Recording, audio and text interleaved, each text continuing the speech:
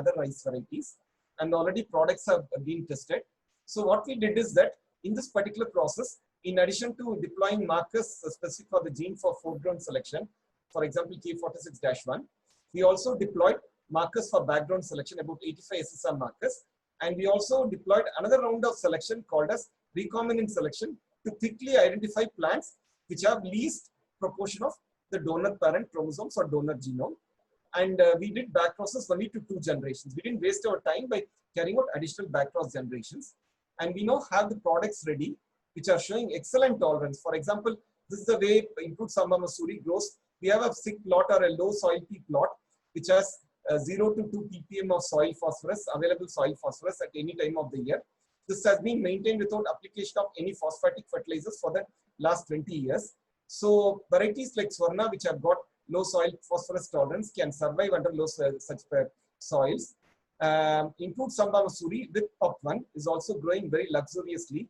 As you can see here, improved Samba Masuri without PUP1 will produce only lesser quantity of roots, while improved Samba Masuri with PUP1 produces more roots, and this is also bacterial blight resistance. So one of the entries has already completed 2 years of testing, and this is in the final year of testing. Hopefully next year it will be one of the first products with low soil P tolerance. And we have also identified some major other QTLs for deployment in the background of improved Samba Masuri.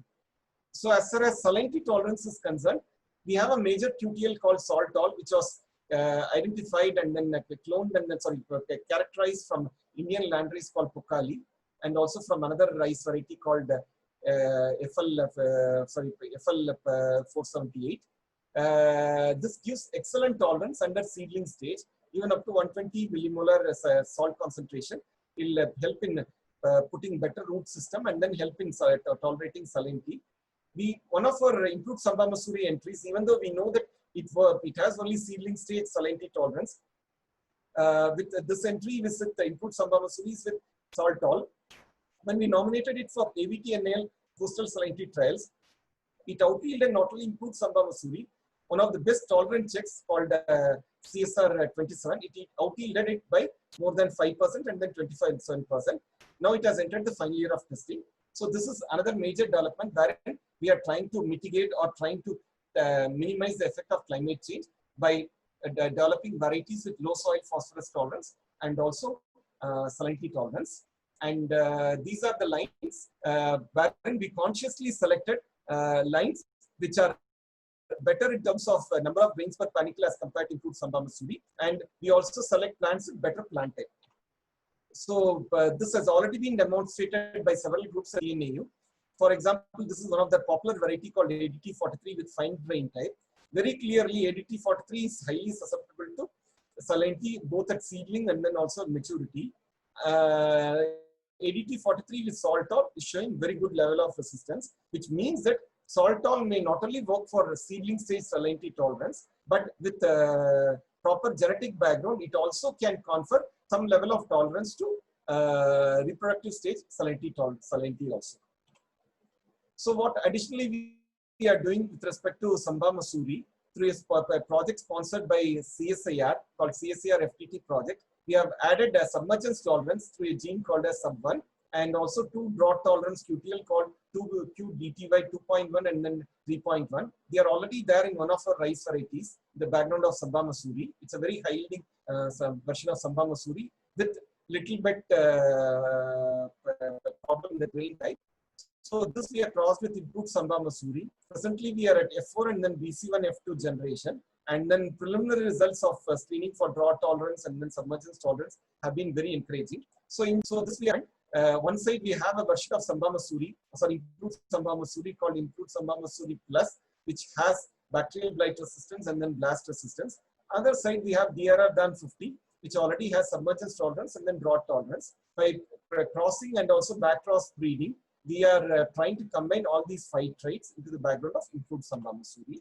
And since I just wanted to show you how effective is breeding for submergence tolerance. In the background of Swarna, submergence tolerant variety called Swarna Sub1 has been released. So when flood occurs during seedling stage or tillering stage, entire lot will be appearing as if the entire plants will die. But within when the flood recedes, within 10-15 days, all the seedlings of Swarna will recover, and then they will show an excellent yield even under submergence, while normal varieties or normal Swarna will not show this kind of recovery. And as I told you, we carefully selected the drought tolerance QTL called QDTY 3.1. As you can see here, in severe drought, lines of IR64 without this particular QTL, QDTY 3.1, are highly sensitive, while the lines with, of IR64 with QDTY 3.1, they show very high level of tolerance. And coming to the last part of my presentation, yield has been one of the holy grails with regard to trait improvement. Through a collaborative project with Dr. K.K. Jena, you might be aware that scientists from Japan are very focused, and then they focus on one particular area and then take it to logical conclusion. So a series of researchers like Dr. Ashikari, Fan, Shomura, Takai, etc. They have worked on identification and characterization of several Japanica and also Javanica rices, which have got larger number of grains per panicle or better panicle branching and also strong cull. And they have identified the candidate genes associated with these traits. For example, a study done by Ashikari way back in 2005 itself has shown that a Japanica variety called as Habataki can increase, not only increase the grain number, but also increase the culm strength, which can make the stem stronger. Because if you have more grain number, then if a wind or cyclonic weather occurs or rainfall occurs, the plants will lodge. So what they have identified is if GN1A can be deployed with SCM2, we can give some strength to the more number of grains, and then you can get higher yield in the same plant. And another QTL was identified in the year 2010 by Miura et al.'s group. It is called as OSSPL40. This is also called as wealthy farmer's panicle or spikelet number increasing gene. These genes have been very well cloned and characterized, be it GN1A, OSSPL14, SCM2 and others. They are very well characterized, and then various allelic variations are known. So this gene, what it does is that it increases the grain number by indirectly by increasing the panicle branching, as you can see here. And it also helps in reducing down the number of unproductive tillers. For example, in varieties like Samba Masuri and Swarna, we have got a lot of unproductive tillers. By deployment of this particular gene in the background of Swarna or Samba Masuri, we can reduce down the number of unproductive tillers and then increase the grain filling. And of course, one more important gene is called as GW5. This gene has been identified on chromosome 5, and it increases the grain number. Sorry, grain size and shape, and also grain filling. So we already transferred these genes singly or individually into the background of Swarna and then Samba Masuri. This is a BC2F1 line in the background of improved Samba Masuri with two genes, GN1A and then SPL14, which increases the grain number and also panicle branching.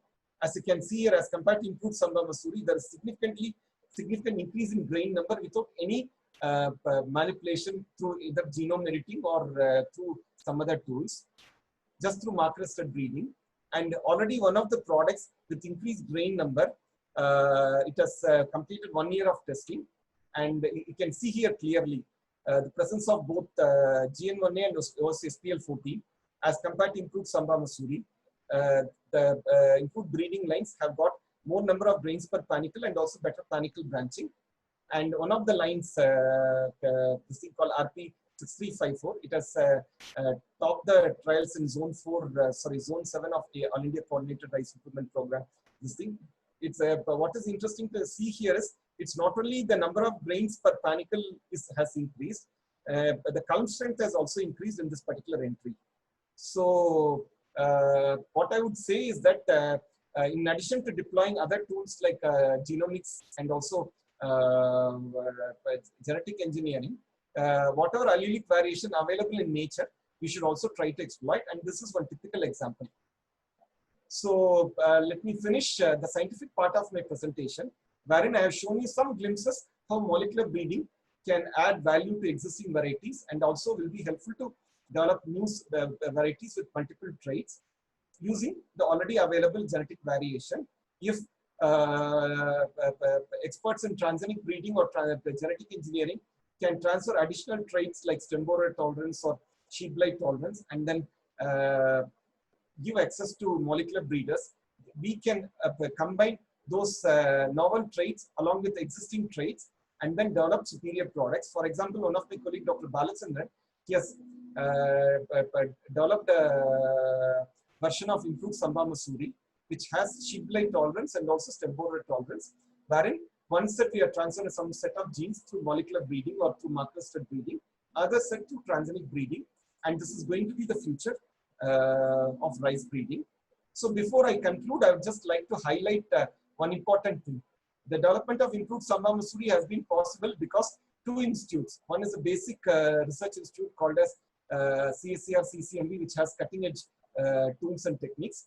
They coordinated with us, and then this collaboration is 25 years from, and then we have more than 40 research papers which we have jointly published, and then we have tried to solve or mitigate several problems associated with farmers, and also try to give new insights into the science. And what is important to note here is we selected the right set of gene combination, that is XA21, 13 and 5. And as on today, even though a few strains are developing some sort of compatibility, still staying. Probably if would have selected XA21 and then there's just 13, probably by now improved Samba Masuri will be out of cultivation. And more importantly, what is important for you to know is that concept is catching up. This has been proposed by EV. Multi-trait packaging is the way forward. And if 3 or 4 groups or different groups can combine together, and then through shuttle breeding, individual groups can add value to particular varieties. Within a time period of 3 or 4 years, we can add at least 4 or 5 or even 6 traits in the background of elite rice varieties like Samba Masuri and Swarna. And very clearly, several socioeconomic surveys have shown what is the accrued benefit to farmers. So the point, what I would like to highlight, just like genetic engineering, wherein we have all seen what all the benefits of cultivating BT cotton. Even though it's not to that extent, marker-stud breeding can also deliver products quickly at lower cost. In this regard, I would like to place on record the contribution from Indian Agricultural Research Institute, led by Dr. A.K. Singh. They also developed improved versions of several basmati rice varieties with several biotic and then abiotic stress tolerant genes. And then several of their amazed rice varieties are being enthusiastically grown in farmers. And as on date, I would say that the accrued benefits of maize products will be at least about 1,000 to 2,000 crores, even in countries like India. And I would like to conclude my presentation by highlighting that so far we have been working with PCR-based markers. That might have worked in till recently, but as of now, particularly in crops like rice, maize, even in tomato, lot of developments have come because of research related to genomics. Their genes have been very well characterized, and then we have lot of flip markers or single nucleotide polymorphism markers. So they are to be deployed. The future of rice breeding or molecular breeding will be genomics assisted breeding. For genomic assisted breeding, a study done by ICRISAT has already highlighted, we can think of 3 types of platforms, and outsourcing will be the only way to go ahead and then getting the services done. So outsourcing will be advantageous even for smaller laboratories who don't have the marker-stud tool selection tools or genomic tools. They can just do the crossing, send the leaf material or leaf bits. There are various platforms available in places like Hyderabad and also in Delhi and other places. So what I would say here is some of the low density genotyping platforms like Intertech, then there is another rice chip called as RICA1 chip, and then 7K rice chips. They can be utilized for routine breeding applications through marker-stud selection or marker-stud backcrossing, or even genomic selection, and also for routine quality control analysis like seed purity analysis. So this will be going to be the future of rice breeding. Probably in another 3 or 4 years, when I'll be speaking back to you, you'll be hearing more about deployment of some of the modern tools. So this is a slide which I have borrowed from Dr. Rajiv Varshni, wherein he had explained how like crop breeding, it is transitioning from modern to ultra modern. So this is something that when I joined IARR, we were using the first generation markers like RFLP, RAPD, and their speed was very slow. It was almost like traveling in a bullock cart. So when I joined, after 5 years, I purchased a Maruti 800 car, which I still have and then enjoy riding it sometimes. but it doesn't have enough speed. So this is analogous to PCR-based markers like SSRs, ISSRs, CAPS, PCR-based RFLP, etc. As on today, we have already started using not only IARA but also at other centers. We have started using a somewhat faster and then more efficient cars involving gel-free mass marker-assisted selection, automated DNA isolation, and also we are using SNPs. And all these facilities, very soon, we may start outsourcing all these facilities, wherein our role will be only be limited to planning for process, carrying out the process, and then doing phenotype-based selections. All other selections will be done through outsourcing mode, and this is going to be the need of the hour. And then what is required for doing this is investments in high throughput marker-assisted selection, and then also other tools like speed breeding. Just this is my concluding slide. I have spoke about various advantages and then other possibilities through marker-assisted breeding or molecular breeding. But a breeder has to remember that marker-assisted selection is just like any other tool available to a breeder. It's one among the tools. So if a breeder thinks that a screwdriver can be or a spanner can be used for all operations, it's not possible. So breeder can certainly use molecular markers to accelerate and add precision to his breeding, but they can only complement and then supplement the existing breeding tools. Still, a breeder has to go to the field, look at the plants, and then use some of these modern tools along with conventional tools. So this is we are all at crossroads, molecular breeders. We are towards moving from marker-assisted breeding to genomics-assisted breeding. This will be the future of molecular breeding. So I would like to thank all my mentors like Dr. N.P. Sarma, Dr. A.K. Singh, Dr. Virat Kamat, and also my colleagues Dr. Balachandran, Dr. Seshumadhav, Dr. Neeraja, Dr. Satyendra, and others. I'm also thankful to my mentors both in India and also abroad, like including Dr. Jenna, Dr. Adam Bogdanov, who have taught me the tricks of the trade. I'm also grateful to Dr. Ramesh Sontu, who has been my mentor and then guiding me even today in all my endeavors.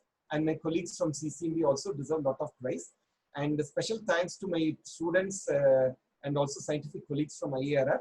And it would not have been possible, this minuscule development would not have been possible without their support. Thank you very much. Thank you for listening. Thank you, sir. It was a nice presentation, so elaborate and so easy to understand. Your graphics are very attractive to everyone. Those are know the subject and those are the new in that subject. So there is a box, that Q&A box. There is a highlighting 30 questions, I think. We try to minimize the unnecessary one. If you like to answer from those box, it is your wish, and you may select the question and can answer a few of it. Yeah. So one of the question has been raised by Sanjay Sanadia. He has asked, I would like to ask how MAS can reduce the time period for varietal development. This is very evident from the process of development of improved Samba Masuri. Ideally, for varietal development, the time taken usually is anywhere between 10 to 15 years. Minimum 10 years, maximum 15 years. We have clearly shown that through development of improved Samba Masuri, and also IRI has also developed other versions like improved Pusa Basmati 1. All these development just took only 3 to 5 years and another 2 years for testing. So within 8 years, means 7 to 8 years, we were able to deliver a product. So our presentation are like say are a very good example how MAS or marker-assisted selection can reduce time period for varietal development. And the second question is how gene pyramiding help in developing durable resistance. The development of improved Samba Masuri is a typical example of gene pyramiding. You must have seen that we have very carefully selected all the 3 resistant genes and then deployed them as gene pyramids, and that has resulted in not breaking down of resistance even as on today. And there are many other examples wherein IRI is deploying for their areas wherein Basmati is grown, genes like XA21, XA13, PA2, PA54, depending on the pathotype that is prevalent. So Gene pyramiding is combining different resistant genes, either for a single trait or for multiple traits, and this can help in developing durable resistance. So one of the question is, why don't you use XA7, which shows resistance to group 2? You must remember that at that point of time, the number of isolates under group 1 were more than 200, and in group 2, it was only a handful. So at that point of time, we deliberately decided that XA1 will not be the right choice at that point of time. Probably we could have taken, along with 5, 13, and 21, we could have selected XA7 also. But I would say that we were prudent enough to select 3 important genes. And as of now, there are many pathotypes or isolates which are compatible with XA7. So XA7 can be considered as a partially defeated gene. Yes. So another question by Dr. Anup Malik is, as per the information provided by in your slides about NAL, which was created by crossing, sorry, I'm unable to read because some question has popped up, which was created by crossing SS1113 and Samba Masuri. What if we develop a magic population for this particular BB disease? Please share your views. This is one of the very good ideas, I would say. And then kudos, and thank Dr. Malik for this particular question. It's not only for bacterial blight resistance, even for some of the recalcitrant traits like sheep blight tolerance, salinity tolerance, magic population or multiparental developed populations are the way to move forward.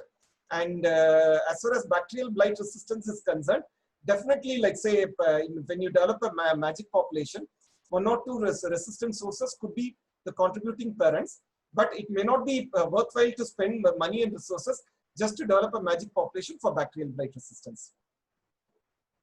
So another question by Dr. Malik is, we are working on high throughput sequencing technique like GPS for SNP identification and diversity analysis. So your study shows 90 polymorphic markers. Do you think those are enough for this particular study? See, at the when we started this particular work way back in 1999, 90 polymorphic markers are the ones available to us. So in whatever we are doing as on today, we may not be deploying 300, 400 markers, maybe only limited to 85, 90 or 120, but these are very carefully selected. Several studies have shown, even a recent study published by ICRISAT has shown that for background selection, carefully selected markers, about 4 to 8 markers, maybe 2 or 4 on each arm of a particular chromosome, or about 8 markers per chromosome will be more than sufficient enough to track the recovery of recurrent parent genome. But more the marker, merrier it is. In those days, SNP markers were not available at low cost. As on today, there are several SNP platforms, at least in rice, which we can deploy, and then definitely we can deploy more than 90 polymorphic markers. So there is one question on glycemic index, how we can choose rice selection. See, rice plant doesn't bother whether it has got low glycemic index or high glycemic index. These are all selections which as human beings, we are doing it. You may be knowing that one of the main reasons for prevalence of type 2 diabetes is predominant rice consumption in eastern, central, and also in southern part of the country. And this particular development of low glycemic index rice is a step in the right direction. As on today, only very limited knowledge is available with regard to what is the genetic basis for low glycemic index and all. We are working on it along with IRI and other people, and then hopefully we'll be having some solution for this particular thing. So there's one more question by Dr. Malik. Do you think one should go for fine mapping of the QTLs identified by a group for more clarity? My answer is clear yes. We are working on it, and then ideally, if I'm able to clone the gene, I'll be getting functioning markers which will not fail in marker-assisted breeding. And if I clone the gene, it will also be useful for me to develop very good SNP markers or SNP markers. So can the ISM have xenobiotic resistance? Can it be introduced with MAS? I may not be the right person to answer this question because so far as my knowledge is concerned, xanthomonads like Xanthomonas varaceae or Xanthomonas species are limited to infecting plants. I'm not too sure whether is there any report of them infecting other organisms other than plants. So Dr. Nilima has asked a question. During pyramiding genes for various biotic and abiotic stresses. Did you notice any difference in the yield or yield attributing characters? How can we reduce that? One of the best way to reduce it is deploying 3 rounds of macrostate selection. One is foreground selection. Second round is recombinant selection, as I had explained it very briefly. If you are interested, you can send an email to Nima, and then I'll try to explain it to you. And then third is a very good background selection coupled with phenotypic selection. Certainly, if you have seen most of the macrostate selection products coming in rice and other crops, they are, if not equivalent to the recurrent parent, and some of them are even better than the recurrent parent. One is a typical example wherein just recently one variety possessing XA38 in addition to XA5, 13 and 20 has been identified for varietal release that has about 10 to 12% more yield than original variety. This has been possible because even though the number of back crosses are only 2, a stringent background selection coupled with phenotypic selection was helpful in getting the yield of the recurrent parent or even higher yield also.